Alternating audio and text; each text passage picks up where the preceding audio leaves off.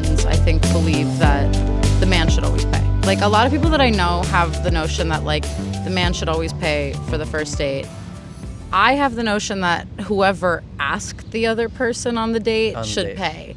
So, like, if you're the one that's pursuing somebody and you ask somebody out, I think that you should pay for the date, or you should, like, offer to pay for the date. Okay. And I think that it's, like, the polite thing to do as a girl sometimes, maybe, to, like, offer to pay half and then, but mostly, you know, mostly it does feel nice, like, going on a date and then the guy is like, no, I got it, don't worry. Even if I'm like, oh, like, I can help, like, and they're like, no, don't, like, no, it's the first date. In general, I don't agree that, like, in a relationship, that I think that the man should always be paying. You know what I mean? I think that it should be more 50-50. Sure, like 50-50. Yeah, I think that it's only fair, because if you're both in a relationship and you both have jobs and you're doing everything, like, why should one person sacrifice their entire paycheck for... Okay. You know what I mean? Like, for I one understand. thing. Yeah. Sorry, I just moved the camera a little bit this way. The guy asks you on date. What if you don't like him? Do you still go with him, or just no? No.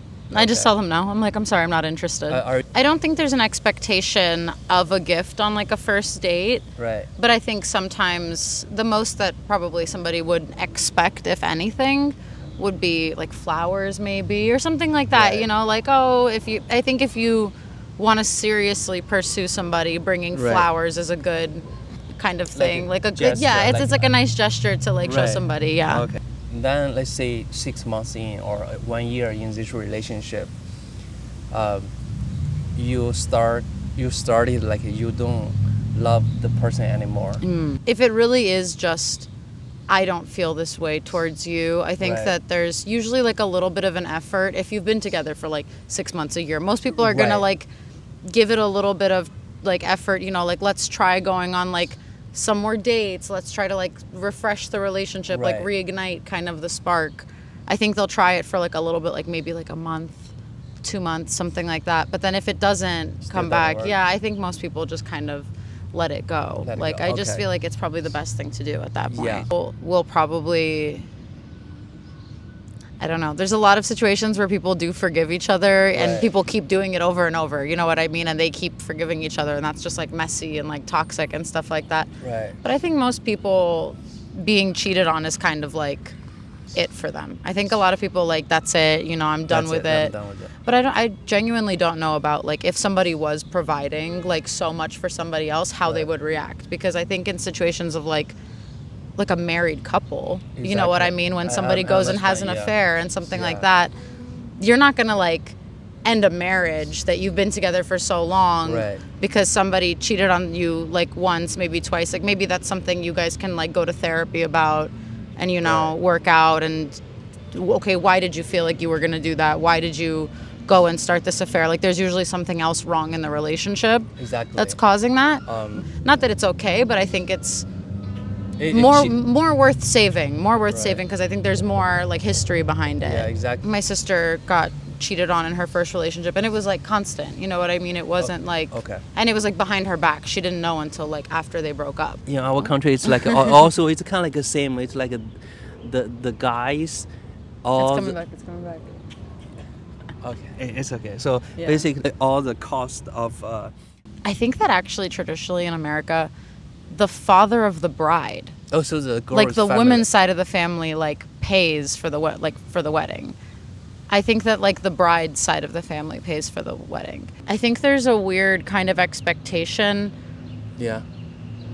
That there's, like, an amount of, like, I don't remember how long the period of time is. It's something like a few months' salary, like, that they expect, like, for some people, or maybe they say, like, 2 years salary. Like, it's like I think it's like a joke. Like, people say, like, you're supposed to spend a lot of money on the ring, on, like, the engagement ring, because it's, like, supposed to signify your, like, investment into, like, the future. I know, a lab-grown diamond is just as valid and real. Like, why does somebody need to, like, go and, like, suffer to go get a diamond out of a mine and risk their life to go get this rock when they could make it in a lab? And I just think that it's but that's also, I think, part of, like, what people think is, like, the investment and the sacrifice, and you're showing like people risk their lives to get this for you, and I'm giving it to you. Somebody to spend that much money on something is kind of ridiculous. I don't know.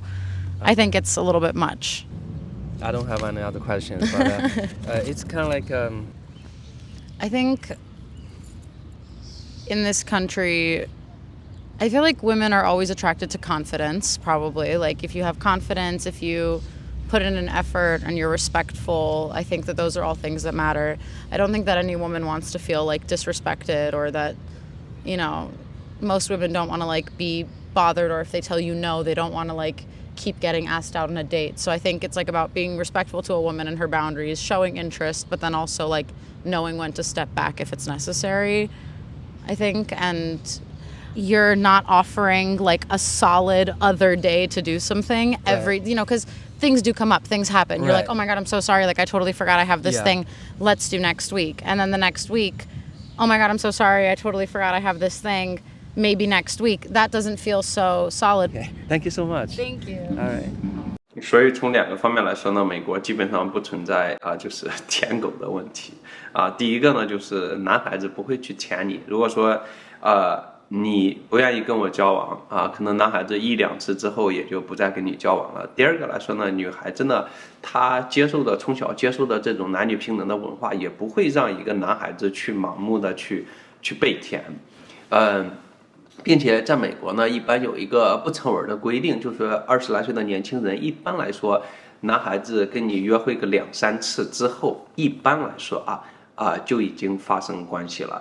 你想一下，如果说你一个男孩子跟女孩子约会2、3次，请她吃饭看电影，花了几十块钱，然后你们2个已经啪了，其实算下来，男孩子也没有吃亏，你起码你得到了一些东西，所以说也不存在像就是国内那种给女孩子花钱买礼物买包包，完了手都没牵到在美国是不存在这种问题的美国的这个男女比例我觉得是非常均衡的，甚至我觉得在纽约女孩子还要比男孩子多。所以说呢，如果说这个女孩子或者说这个男孩子不合适他们立马就会放手去追寻下一个目标。美国漂亮女孩子多的是不会在一棵树上吊死。所以说这也是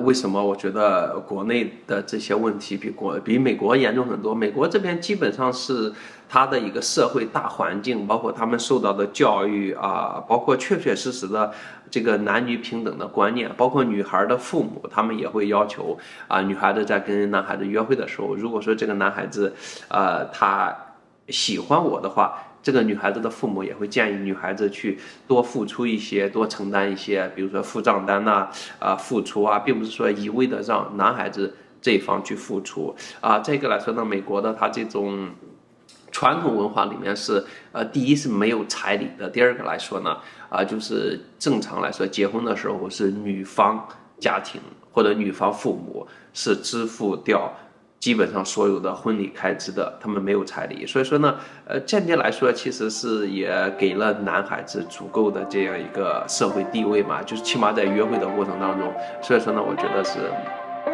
美国是不存在这种问题的。好吧，今天这个视频就到这里了，我们下期再见了，拜拜。